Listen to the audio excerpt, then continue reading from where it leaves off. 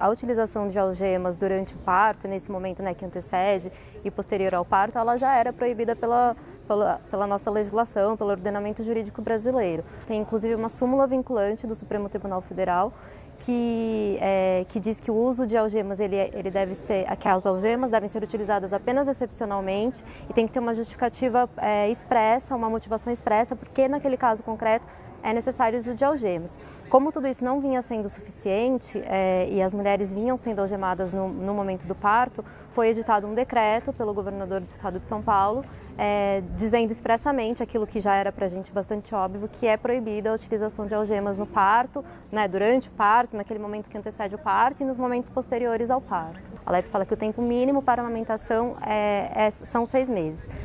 O grande problema disso é que a gente tem um caderno de saúde do Ministério da Saúde que recomenda, com base em estudos tanto da saúde, né, da área da saúde no Brasil, quanto com base em recomendação da própria OMS, que o período de amamentação deve durar até 2 ou 3 anos. Então é bastante contraditório que se garanta que o Estado só permita uma amamentação por 6 meses, quando a própria recomendação, com base na saúde da própria criança, é de 2 a 3 anos.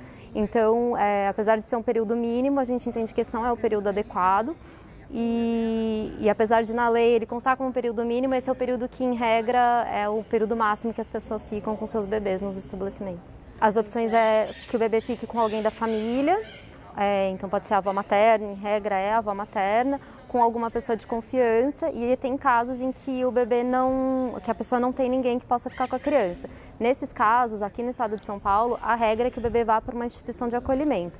Essa, no entanto, também não é a resposta da lei, porque a lei dispõe que para esses casos, né, de crianças cujas mães estão presas e que não teriam com quem ficar, deveriam ter espaços, creches, como se fossem umas creches acopladas aos presídios, para que essas crianças pudessem ficar e ter uma convivência com a mãe. A gente tem 2 tipos diferentes de prisão domiciliar. A gente tem a prisão domiciliar, que pode ser aplicada quando a pessoa ainda não está definitivamente condenada, que é uma medida cautelar, que a gente fala, né? Porque a pessoa não está sentenciada. Nesses casos da prisão cautelar, domiciliar, falando especificamente da questão da maternidade e da gestação, é possível no caso da gestante a partir do 7º mês de gestação ou para gestante com gravidez de alto risco. Para nós, a interpretação de uma gravidez de alto risco abrange todas as mulheres que estão encarceradas no sistema prisional de São Paulo. Toda gravidez dentro de um estabelecimento prisional é uma gravidez de risco. Então, para nós, uma gravidez já justifica um pedido de prisão domiciliar. Para além da prisão cautelar domiciliar, que está prevista no artigo 318, como eu falei, existe a possibilidade da gente fazer pedido de prisão domiciliar também para as mulheres que já estão condenadas definitivamente.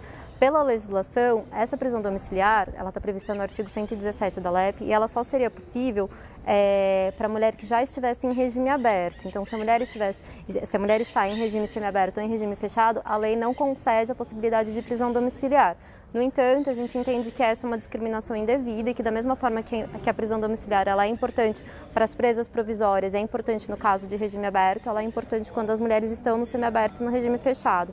Então, a gente pode fazer um pedido por analogia de prisão domiciliar para essas mulheres que já estão definitivamente condenadas.